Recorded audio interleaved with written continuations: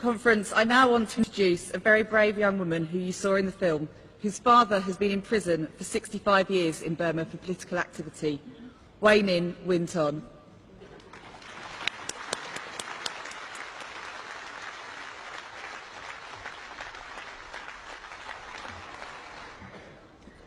The first time I saw my father was through bars in his jail cell. I was only 4 years old. He had been arrested for his part organizing the 1988 protest against the military dictatorship in Burma. Again, now he is in jail, serving the 65 years and 6 months for his peaceful involvement in 2007 uprising. He is very ill. He has a heart condition, but he's been denied the medical treatment that he needs to stay alive. But my father is just one of the over 2,200 political prisoners in Burma. Many have been tortured, are kept in the terrible conditions, and are denied proper medical treatment. In the past 3 years, the numbers of the political prisoners in Burma have almost doubled. Yet, the generals in Burma are trying to tell the world that they are reforming. In November, they are holding elections, but these are not the elections that will bring real change in Burma. These are elections designed to maintain dictatorship. The only changes will be the changes of clothes for some soldiers. We will end up with the same dictatorship with civilians' faces. Our suffering will continue. The facts on the ground tell the real story of what is happening in Burma. Our leader, Daw Aung San Suu Kyi, still remains in detention. Her party, the National League for Democracy, has been banned. Anyone speaking against the dictatorship faces jails even for making a joke or writing a poem. The media censorship is increasing. In eastern Burma, the military attacks against the ethnic civilians have continued. In recent months, Burma Campaign UK has received reports of schools being mortar bombed, villages being burned, even children and babies being shot.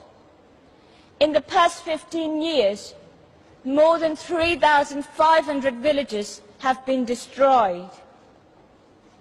These are not the acts of the regime about to bring democracy to my country.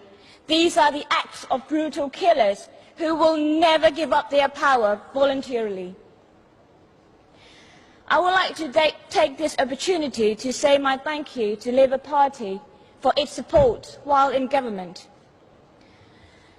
The Labour government was first of the one government in the world to reject the election for the sham that they are. You took the lead in pushing for stronger targeted economic sanctions from EU. You took the lead in pushing for global arms embargo.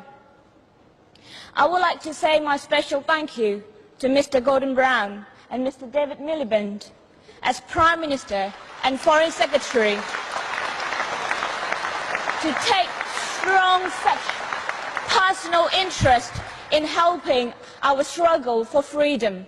We are very grateful. But I cannot say the same about the United Nations.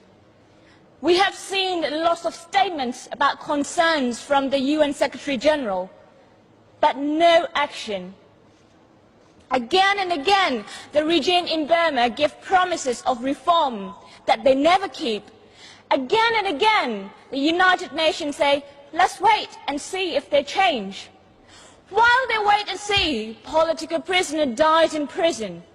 While they wait and see, women are raped. While they wait and see, more villages are burned. Generation after generation of children have to grow up in poverty and fears. Their childhood lost. The UN and other countries' governments seem content to sit back and do nothing. These things cannot be allowed to continue. The generals in Burma, they are not immune to pressure. It is just that the right kind of pressure hasn't been applied yet. It is vital that international pressure is maintained. We need to use every single tool we can to pressure the generals to enter the dialogue with Aung San Suu Kyi and ethnic representatives. We need stronger and better targeted economic sanctions. We need the world to unite behind the UN-led initiative to force the regime into negotiation.